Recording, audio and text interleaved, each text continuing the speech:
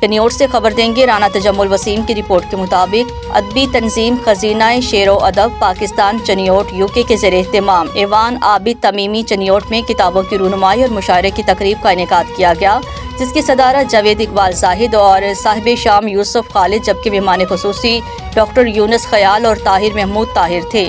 اعزازی مہمانوں میں میاں نصر رانجھا، رائے ندیم کلیار، انس لک، ڈاکٹر شفیق آصف، حفیظ الرحمان حفیظ، ذوالفقار احسن ہیں، جبکہ مقامی شعراء کرام میں عمران الحق چوہان، ظفر اقبال ظفر، باسط واصف علی واصف اور دیگر شعراء کرام نے بھرپور شرکت کی۔ شعراء کرام نے اپنے کلام سنا کر سامعین سے خوب داد سمیٹی۔ مشاعرے کے آخر میں مہمان شعراء میں ان کی کارکردگی کی بنیاد پر ایوارڈ تقسیم کیے گئے۔ ڈاکٹر زاہد یاسین اکھیاں، ڈائریکٹر خزینہ شعر و ادب UK پاکستان نے شعراء کرام کا مشاعرے میں شرکت کرنے پر شکریہ ادا کیا۔